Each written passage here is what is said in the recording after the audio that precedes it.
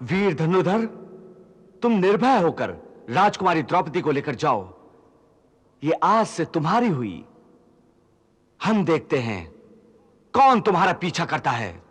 आज आपने हमारे प्राणों की रक्षा की है, इसके लिए मैं आपको प्रणाम करती हूं और जीवन भर आपकी आभारी रहूंगी केशव, जीवन भर। और हम जीवन भर तुम्हारी रक्षा करते रहेंगे देवी द्रौपदी। वचन दे रहे हो द्वारिकापति, इसे निभाओगे भी? अवश्य निभाऊंगा पांचाली। आज से मैं तुम्हें अपनी छोटी बहन मानता हूं और वचन देता हूं कि किसी भी सहायता के लिए जब भी मुझे याद करोगी तो हमें उसी क्षण अपने पास पाओगी, सौभाग्यवती पाओगी। कृष्ण कृष्ण कृष्ण कृष्ण कृष्ण चक्रधारी, कृष्ण कृष्ण कृष्ण कृष्ण दुख शोकहारी।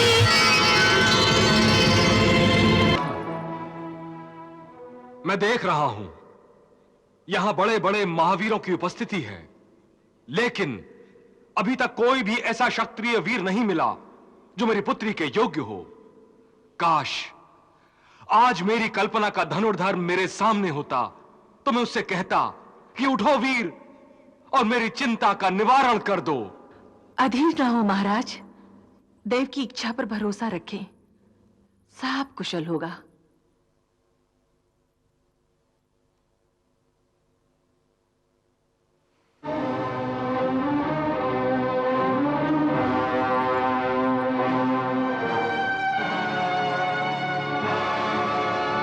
अरे देखो तो, इस ब्राह्मण कुमार को क्या सूझी है? कुछ भी हो, ब्राह्मण पुत्र लगता है बड़ा उत्साही। मुझे तो लगता है कि ये अपने भरोसे पर ही सफल होगा। इसका शरीर तो सिंह की तरह फड़क रहा है। ब्राह्मण है तो क्या, एक ब्राह्मण क्षत्रिय कन्या का वरण कर सकता है, शास्त्र इसकी आज्ञा देता है। देख क्या रहे हो कुमार, आगे बढ़ो और महाराज द्रुपद की चिंता को दूर कर दो। देखो तो, उस ब्राह्मण कुमार में कितना तेज है, कैसी मस्त सिंह जैसी चाल है। मुझे तो लगता है सफलता इसी के हाथों में लिखी है। कन्हैया, सब क्षत्रिय राजा हार गए, अब ये ब्राह्मण धनुष उठाएगा। यही अर्जुन है दाऊ भैया। अर्जुन? हाँ।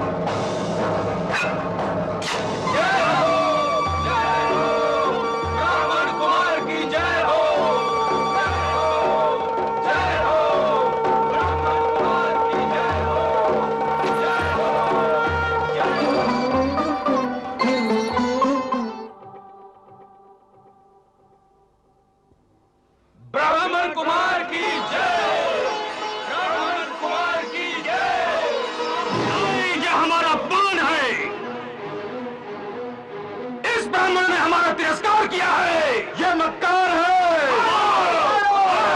नकुल, सहदेव जी, अब हमारे यहाँ रुकने का कोई काम नहीं है।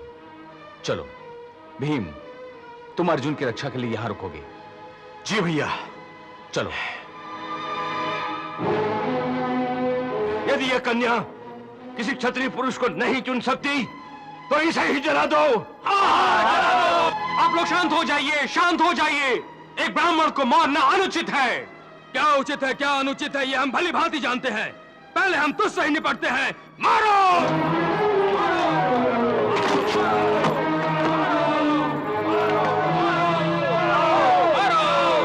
बहुत हो चुका। अब समस्त राजा और सम्राट सुने। इस तेजस्वी कुमार ने धर्म के अनुसार अपनी वीरता का परिचय देकर इस भरी सभा में द्रौपदी को अपने बाहुबल से जीता है। इसलिए इससे युद्ध करना अनुचित है। हाँ, ऐसा नहीं है कि आप लोगों को अवसर नहीं दिया गया। जब कोई भी क्षत्रिय राजा सफल नहीं हुआ तब इस ब्राह्मण कुमार ने बाजी जीती है। अब आप लोगों को किस बात का मलाल है? वैसे भी धर्म संवर में युद्ध की आज्ञा नहीं देता। यदुवंशियों, तुम लोग बीच में ना अटको, अन्यथा वरना क्या कर लोगे तुम इस कुमार का? अब कोई भी एक कदम आगे बढ़ा तो उसे पहले हमसे युद्ध करना पड़ेगा। समझ गए ना?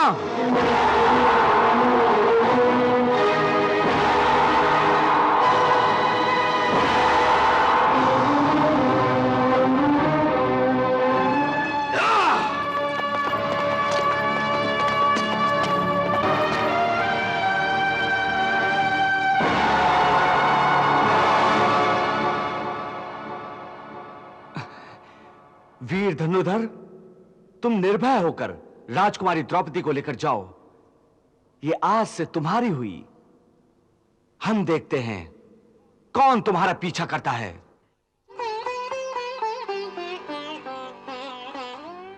आज आपने हमारे प्राणों की रक्षा की है, इसके लिए मैं आपको प्रणाम करती हूं और जीवन भर आपकी आभारी रहूंगी केशव, जीवन भर।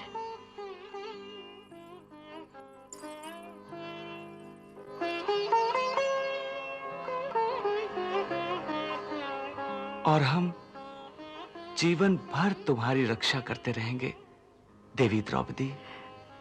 वचन दे रहे हो द्वारिकापति, इसे निभाओगे भी? अवश्य निभाऊंगा पांचाली। आज से मैं तुम्हें अपनी छोटी बहन मानता हूं और वचन देता हूं कि किसी भी सहायता के लिए जब भी मुझे याद करोगी तो हमें उसी क्षण अपने पास पाओगी।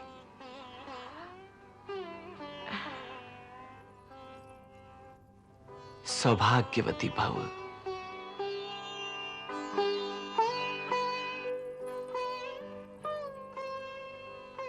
सखा कौनते, हमने तो तुम्हें यहां आते ही पहचान लिया था और आज से तो हमारा और तुम्हारा एक नया संबंध हो गया है। पहले तुम हमारे भाई थे, परंतु आज से हमारे जीजा श्री भी हो गए हो। तुम्हारा और हमारा पुरातन नाता है। तुम हमारे पुरातन सखा हो। इससे पहले कि ये राजा लोग कोई नया उपद्रव करें, तुम लोग यहां से शीघ्र निकल जाओ और कुंती बुआ से कहना कि रात को हम उनसे मिलने आएंगे। बस जाओ।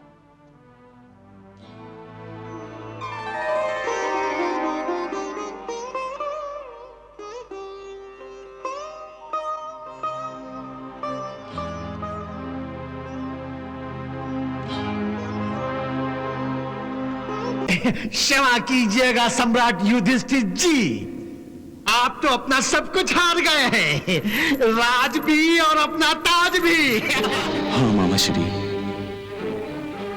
और मैं निर्धन हो चुका हूं। मेरे पास कुछ भी नहीं रहा और मैं दांव पर कुछ भी नहीं लगा सकता। नहीं नहीं सम्राट, अब भी आपके पास एक हीरा बाकी है, सबसे अनमोल हीरा।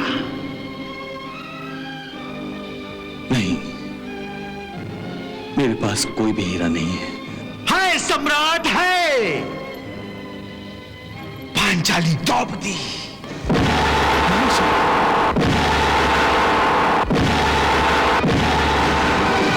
क्या सोच रहे हैं भ्राता श्री? पत्नी रानी बनी रहे और पांचों पति दास बन जाए, ये उचित नहीं है। आप द्रौपदी को भी दांव पर लगा दीजिए। यदि जीत गए तो राज ताज सब आपका, यदि हार गए तो जहां पांचों पति दास बने हैं वहां पत्नी भी दासी बन जाएगी।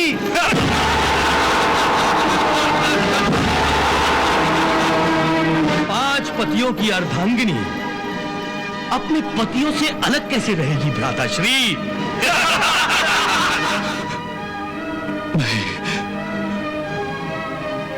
मैं द्रौपदी को भी दांव पर लगाता हूं। द्रौपदी, द्रौपदी, मामाश्री। हाँ भांजे, तो आप भी बताइए अपना यशस्वी हाथ। हाथ में आया हीरा हाथ से जाना नहीं चाहिए। मामाश्री 12, मामाश्री 12, 12 मिलेगा। मामाश्री, मामाश्री 12। मामाश्री, हम द्रौपदी को भी जीत गए। प्रतिहारी, आज्ञा युवराज। जाओ प्रतिहारी, हमारी सर्वश्रेष्ठ दासी द्रौपदी को हमारे सामने उपस्थित होने का आदेश दो। जो आज्ञा युवराज। क्यों प्रतिहारी, किसका संदेश लाए हो? संदेश नहीं महारानी, आदेश लाया हूं। युवराज दुर्योधन ने आपको द्यूत सभा में तुरंत उपस्थित होने की आज्ञा दी है। मुझे द्यूत सभा में उपस्थित होने का आदेश? क्या वो भूल गए हैं कि मैं पांडवों की पत्नी हूं और मुझे आदेश देने का अधिकार केवल मेरे पतियों को है? और फिर एक नारी का द्यूत सभा में क्या काम?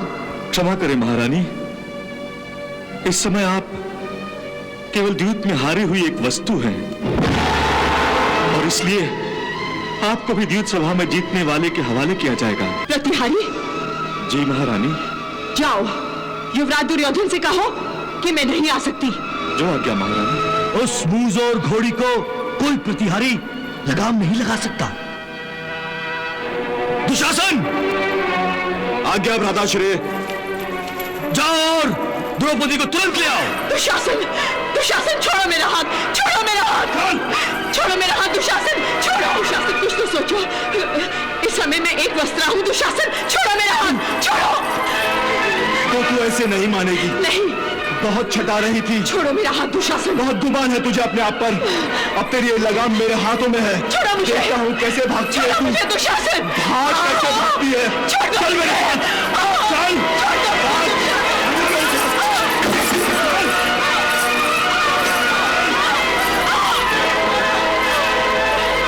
केश पकड़ के पांचाली के दुशासन ले चला ऐसे, वृक्ष की बेल घसीट के कोई पागल हाथी ले जाए जैसे। वाह दुशासन वाह, जीते रहो। द्रौपदी, ए द्रौपदी,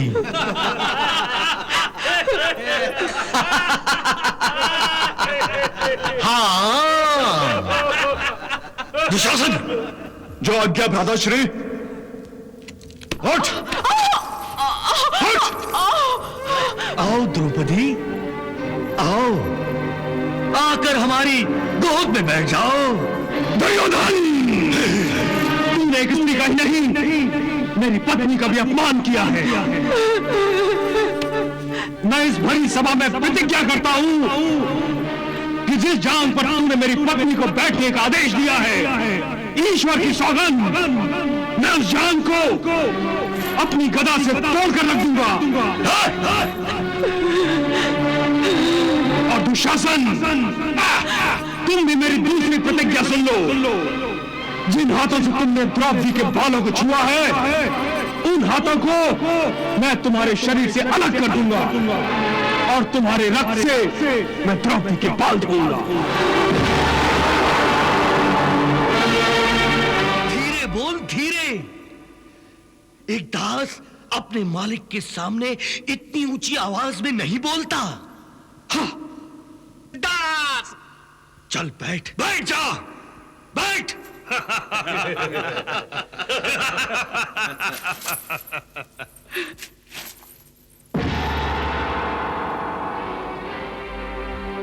किसके मान सम्मान की बात पर तू इतना क्रोध कर रहा है?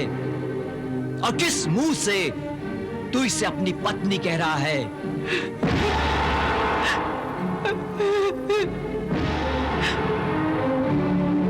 ये अरे ये तो 5 पतियों की पत्नी है।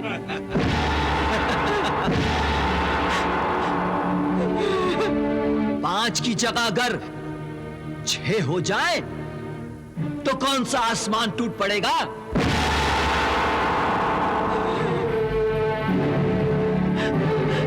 देखो कैसे अपना पल्लू संभाल रही है, क्या नाटक कर रही है। वाह, जैसे कोई पतिव्रता स्त्री हो। कैसे झूठी लाज का प्रदर्शन कर रही है, निर्लज कहीं की।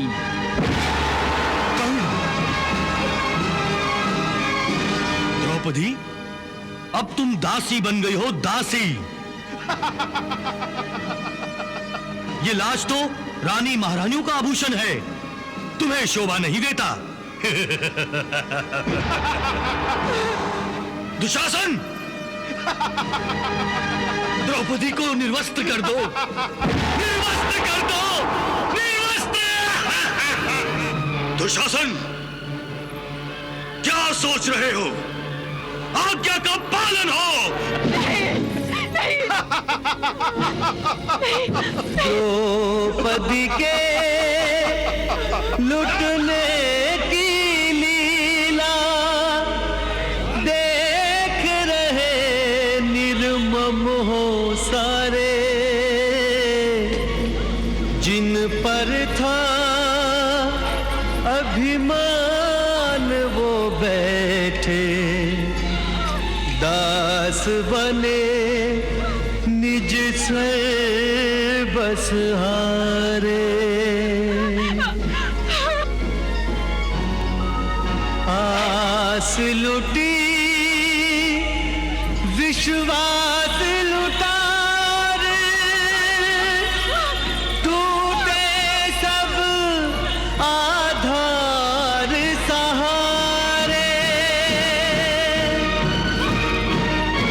चारों ओर से हार गई तब अंत में आई प्रभु के द्वारे। मेरे तेरे सुनो, मत देर करो। मेरे तेरे सुनो, मत देर करो। अब तो जीवन हारी पद राखियो, पद राखियो। नाथ चक्रधारी, मेरी लाज लूटी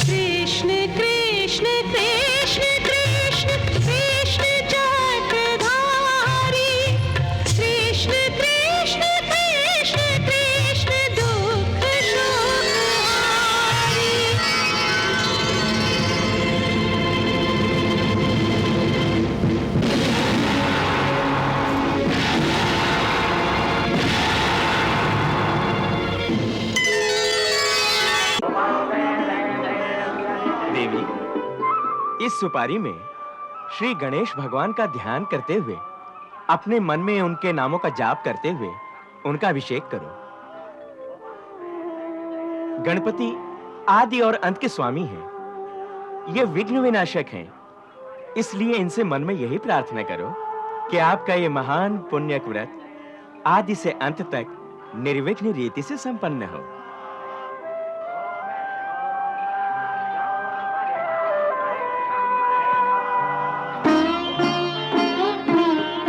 ओम गणेशाय नमः। ओम गणेशाय नमः। वक्रतुंडाय नमः। वक्रतुंडाय नमः।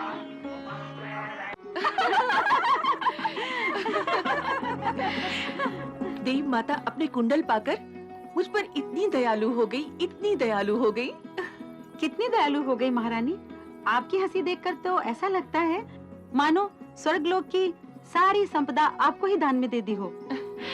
बात ही ऐसी है सखी, उन्होंने मुझे आशीर्वाद दिया था और उस आशीर्वाद के सामने स्वर्गलोक की संपदा भी तुच्छ है। ऐसा भी क्या आशीर्वाद दिया उन्होंने आपको महारानी? जो इस पृथ्वी लोक की किसी भी नारी को प्राप्त नहीं हुआ। इस समय संसार की सारी नारियां मेरे सामने छोटी पड़ गई हैं। हमें भी तो बताइए, हमें भी तो अपनी इस खुशी में सम्मिलित कीजिए ना।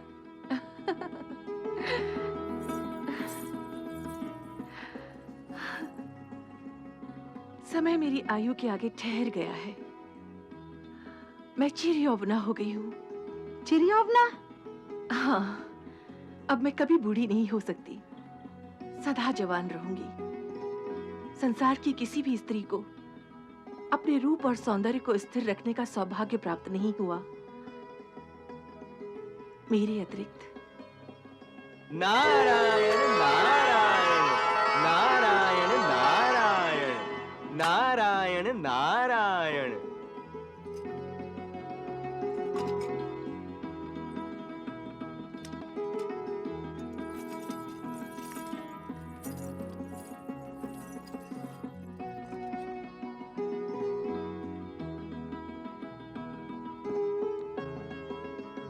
पधारिए मुनिराज, सत्यभामा का प्रणाम स्वीकार करें।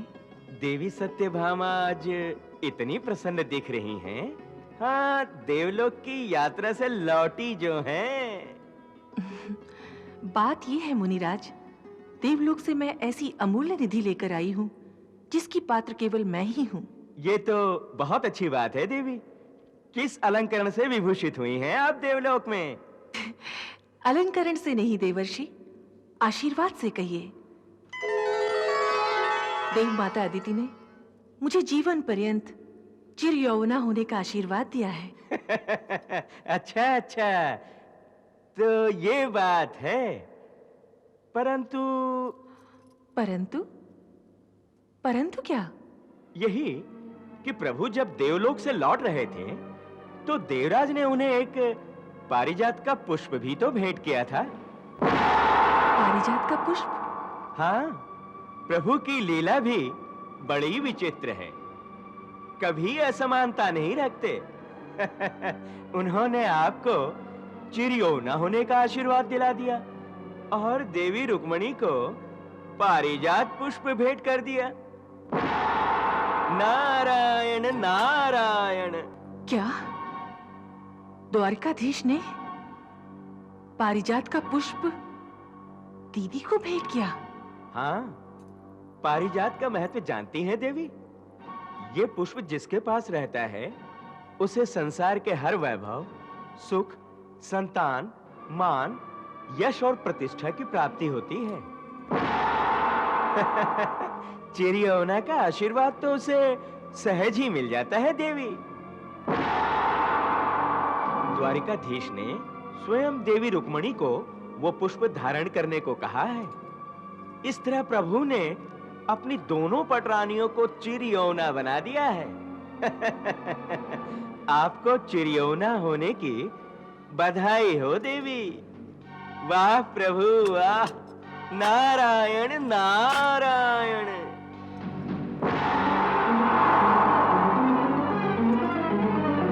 नारायण नारायण।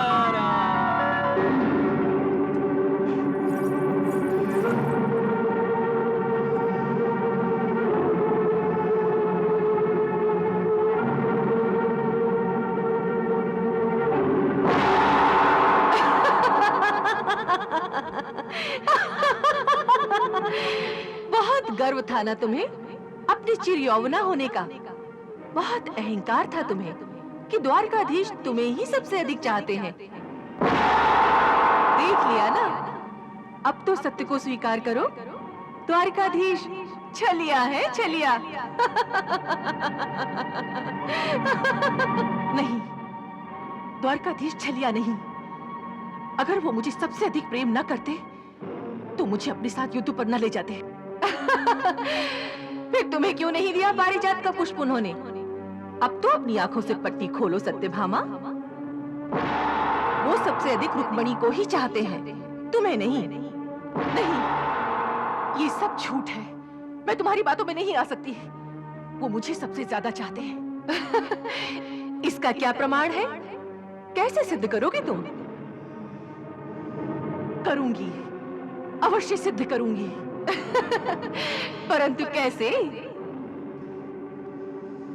उन्होंने रुक्मणी को तो एक ही फूल दिया है और मैं उनसे पारिजात का वृक्ष ही पृथ्वी पर लेकर रहूंगी।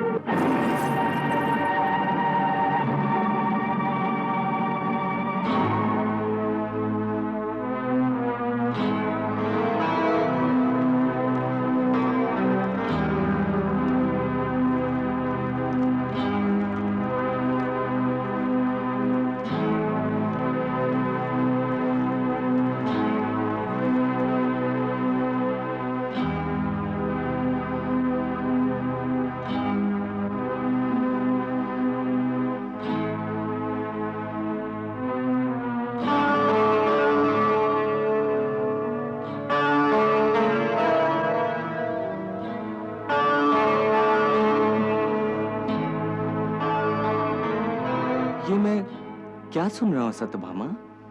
तुम्हें पारिजात का वृक्ष चाहिए? हाँ, पारिजात का वृक्ष चाहिए। परंतु पारिजात का वृक्ष तो देवलोक के नंदनवन में है। हाँ, उसी पारिजात के वृक्ष को आपको देवलोक से पृथ्वीलोक पर लाना पड़ेगा मेरे लिए। सत्यभामा,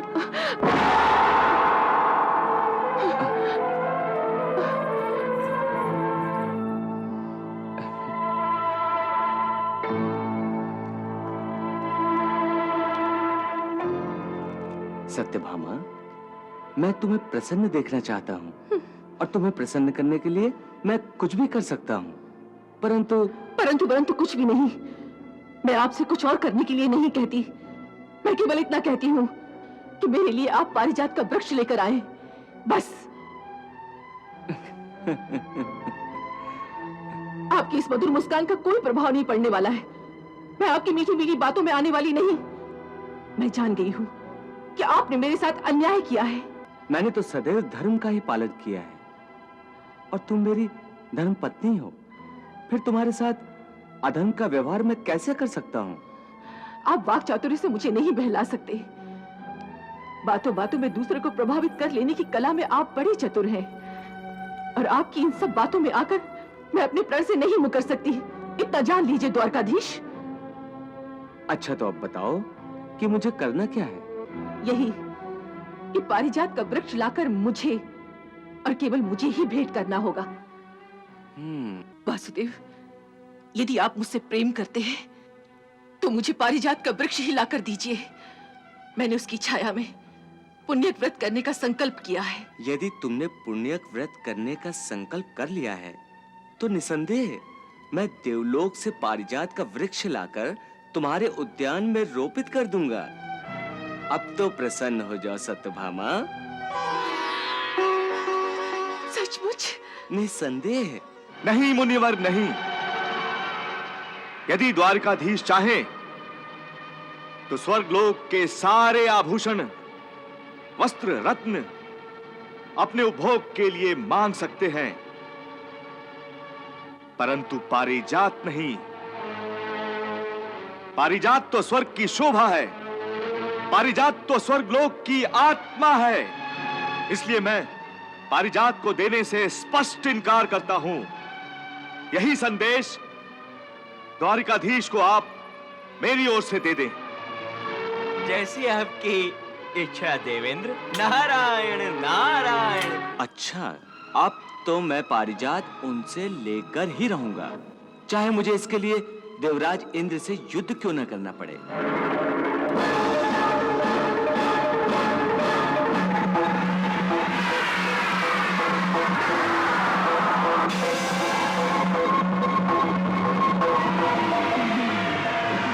पुत्र कृष्ण, ये क्या कर रहे हो? रुक जाओ सुदर्शन। प्रणाम देव माता। अपने ही भाई को समाप्त कर डालोगे? क्या तुम्हें याद दिलाने की आवश्यकता है कि वामन अवतार के समय मैंने ही तुम्हें जन्म दिया था? ये युद्ध रोक दो। जो आज्ञा देव माता। मैं तुम्हें पारिजात का वृक्ष प्रदान करती हूँ, परंतु इसका विधान ये होगा कि जैसे ही सत्यभामा का पुण्य व्रत पूरा होगा, ये वापस देवलोक में आ जाएगा। आपकी आज्ञा शिरोधार्य है देव माता। देवी सत्यभामा, हम तो आपको बधाई देने आए हैं। किस बात की? आपके पति देव ने देवराज इंद्र से पारिजात प्राप्त कर लिया है और अब वे उस दिव्य वृक्ष को लेकर द्वारका की ओर ही चले आ रहे हैं। सच देवर्षि? अब तो आप अपने पुण्यक व्रत के अनुष्ठान की तैयारी कीजिए देवी। परंतु उस व्रत का अनुष्ठान तो आपके ही मार्गदर्शन में होगा मुनिवर। उस समय तो आपको आना ही पड़ेगा। अवश्य देवी, जब आप कहेंगी आ जाऊंगा। नारायण नारायण। मेरे पुण्यक व्रत का अनुष्ठान ऐसा होगा जैसा आज तक किसी ने न देखा होगा न सुना होगा। उसके लिए मैंने स्वयं देवर्षि नारद से प्रार्थना की है कि वही मेरे इस व्रत का पूर्ण विधि के साथ आयोजन करें। उन्होंने स्वीकार कर लिया? हाँ। बस तो हो गया तुम्हारा काम। वो तो समस्त विधियों के ज्ञाता हैं, परंतु जैसा वो कहें वैसा ही करना, अन्यथा वो ऋषि बड़ा मनमौजी है, बीच में ही छोड़कर चल देगा। ऐसा कैसे हो सकता है? ये कृष्ण पत्नी सत्यभामा का व्रत है, कोई उसे छोड़कर नहीं जाएगा। बस आप देखिए कि व्रत का शुभारंभ कैसा होता है। आपका संकल्प सफल हो। तथास्तु।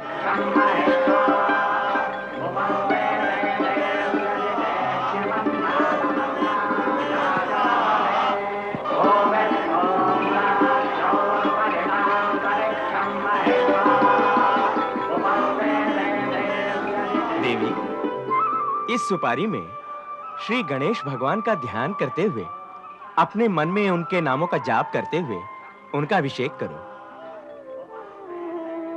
गणपति आदि और अंत के स्वामी हैं। ये विघ्न विनाशक हैं, इसलिए इनसे मन में यही प्रार्थना करो कि आपका ये महान पुण्यक व्रत आदि से अंत तक निर्विघ्न रीति से संपन्न हो।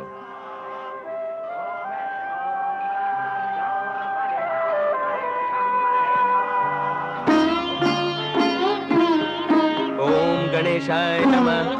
ओम गणेशाय नमः। वक्रतुंडाय नमः। वक्रतुंडाय नमः।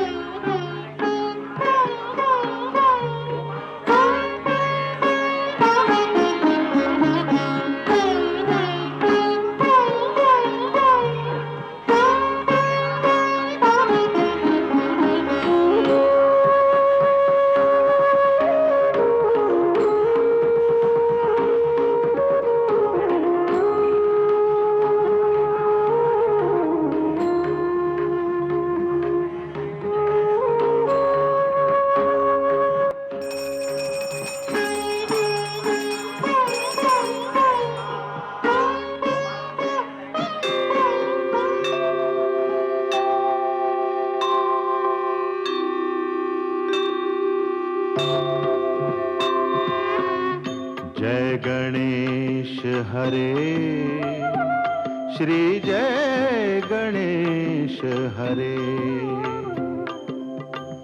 जय गणेश हरे श्री जय गणेश हरे जय गणेश हरे श्री जय गणेश हरे वक्रतुंड महाकाय सूर्यकोटि समप्रभ निर्विघ्नं कुरु मे देव सर्वकार्येषु सर्वदा जय गणेश हरे जय गणेश हरे श्री जय गणेश हरे जय गणेश हरे श्री जय गणेश हरे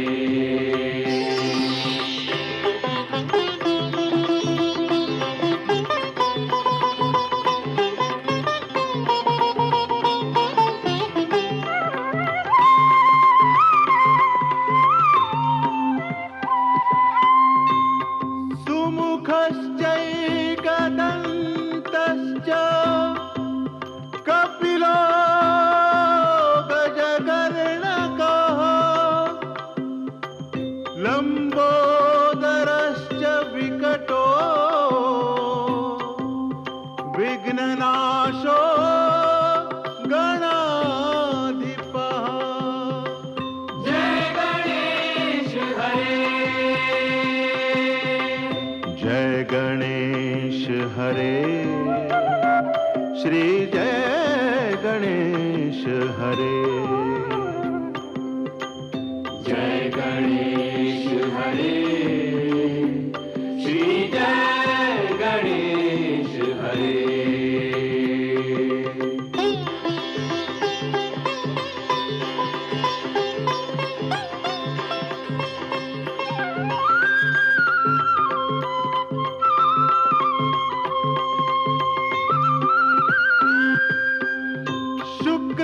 शुक्लांबरधरं देवं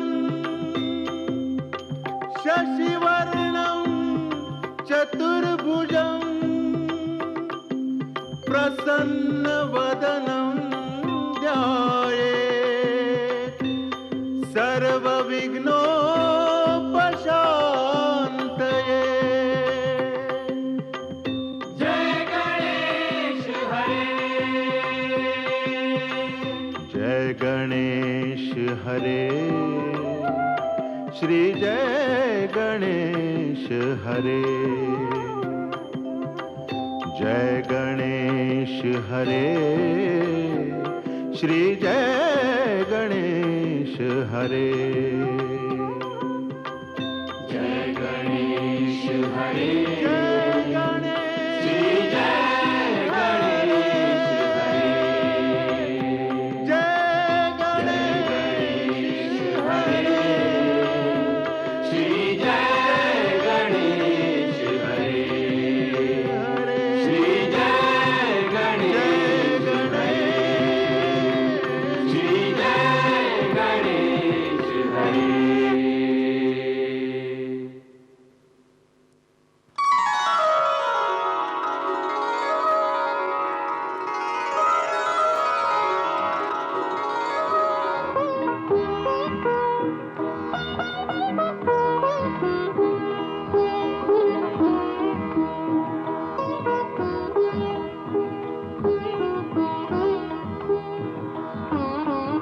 देवी, अब खड़ी होकर पारिजात वृक्ष से अपने यज्ञ की सफलता के लिए आशीर्वाद मांगिए।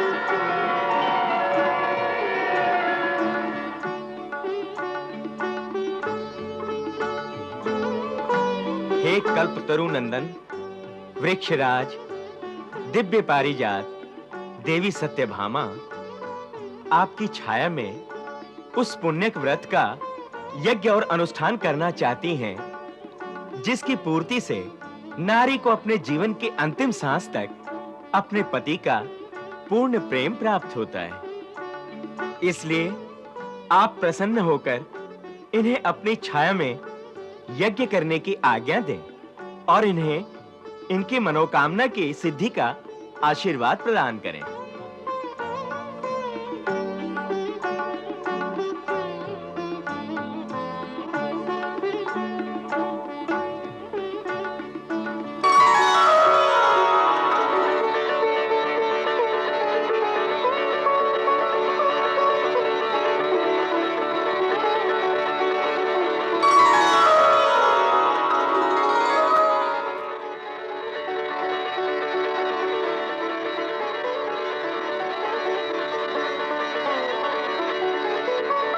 देवी, वृक्षराज ने आपकी प्रार्थना स्वीकार करके आपको यज्ञ आरंभ करने की आज्ञा दे दी और आपको सफलता का आशीर्वाद भी दिया है।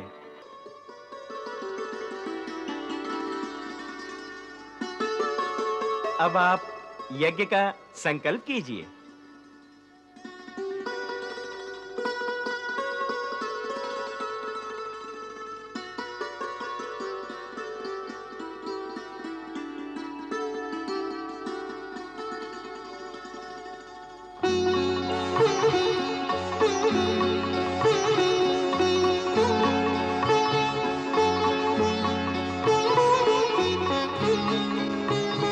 देवी,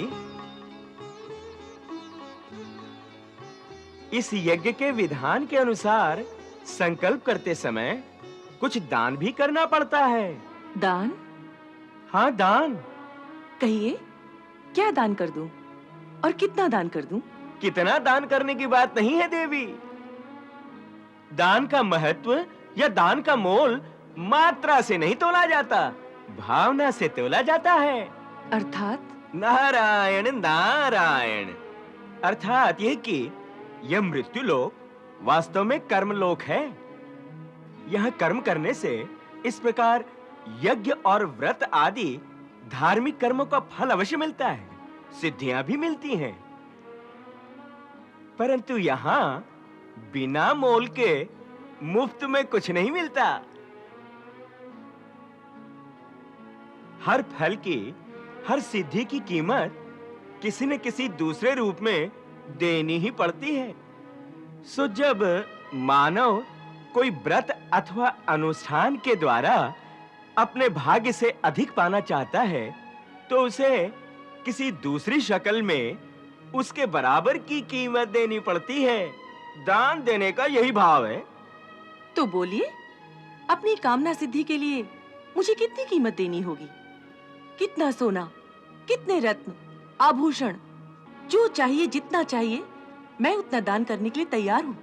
पुण्यक व्रत की सिद्धि के लिए दान देने का ऐसा विधान है कि जो वस्तु आपको सबसे अधिक प्रिय हो, उसी का दान करना पड़ता है। सो आप ये बताइए कि इस संसार में क्या आपको हीरे मोती, आभूषण, सोना यही सबसे अधिक प्यारे हैं?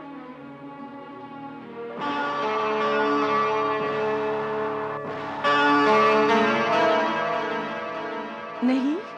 तो फिर आपको इस संसार में सबसे अधिक प्यारा क्या है? सबसे अधिक प्यारा? हाँ हाँ हाँ, सबसे अधिक प्यारा। सोचिए, क्या है, कौन है जो आपको सबसे अधिक प्यारा हो?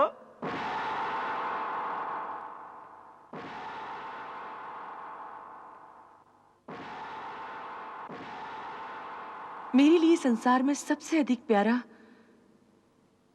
केवल एक ही है। कौन कौन? मेरे पति द्वारकाधीश। नारायण नारायण। तो बस तय हो गया देवी। हाँ? आपको मुझे द्वारकाधीश ही दान करने पड़ेंगे।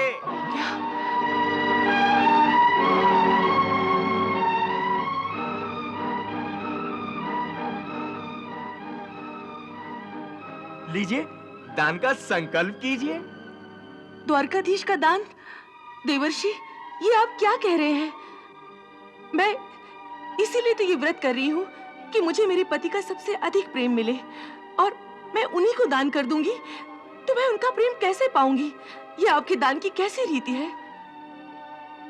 यह दान की रीति नहीं है देवी, यह मृत्युलोक की रीति है। जो मानव जितना अधिक पाने की चेष्टा करता है, उसे उससे अधिक देना पड़ता है। यही कर्मलोक का विधान है। ये कैसा विधान है देवर्षि, जिसके लिए मैं ये यज्ञ कर रही हूँ और उसी को मैं खो दूं? मुनिवर, क्या उनके बदले में किसी और वस्तु का दान नहीं कर सकती? क्या कोई और उपाय नहीं? एक उपाय है। वो क्या? देखिए, दान तो आपको आपके सर्वप्रिय वस्तु का ही करना पड़ेगा, किंतु हां, ब्राह्मण को दान की हुई वस्तु फिर से उससे खरीदी भी जा सकती है।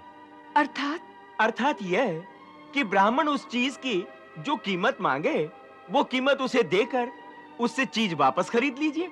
अच्छा, ऐसा हो सकता है? नारायण, ये तो व्यापार की बात है देवी। अगर ब्राह्मण मान जाए तो उसे कीमत दो, अपनी चीज ले लो। तब तो ठीक है।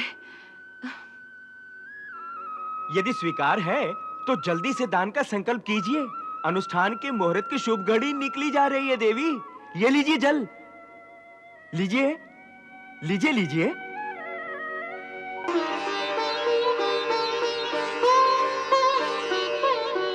अब कहिए, अपने सार्थक व्रत की सिद्धि के लिए मैं कृष्ण पत्नी सत्यभामा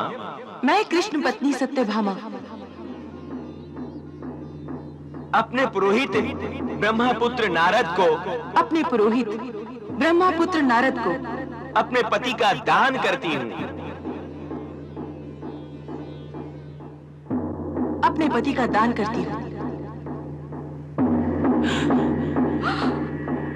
अब ये जल द्वारकाधीश पर छिड़क दीजिए।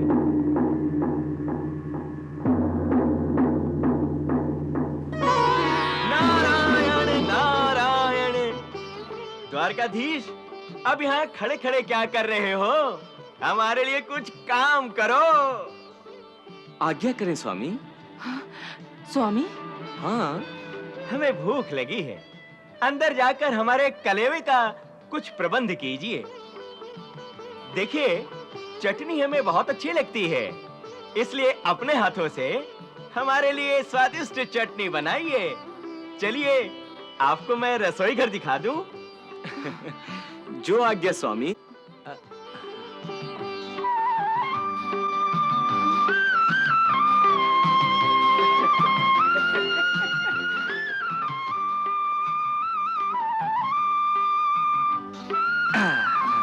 चलिए स्वामी। ये क्या देवर्षि, मैंने दान किया है, इसका अर्थ ये तो नहीं कि आप द्वारकाधीश को ही लेके चले जाएं?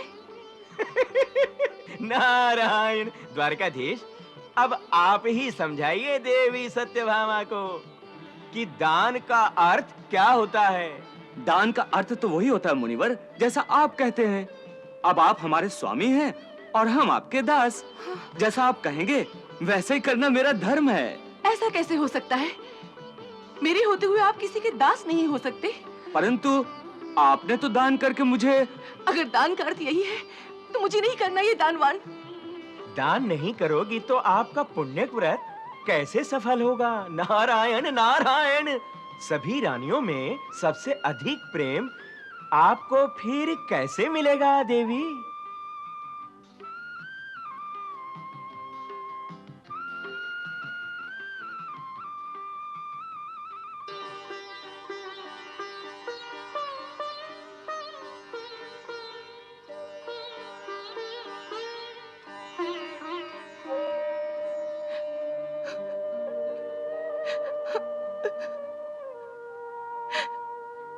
मुझे नहीं करना ऐसे पुण्य व्रत का अनुष्ठान देवर्षि जिससे मेरा पति ही छिन जाए। मुझे नहीं चाहिए सब रानियों से अधिक प्रेम। मुझे मेरा पति लौटा दो, मुझे मेरा पति लौटा दो। मुझसे भूल हो गई देवर्षि, मुझसे भूल हो गई। मुझे क्षमा कर दो देवर्षि, मुझे क्षमा कर दो, मुझे क्षमा कर दो देवर्षि।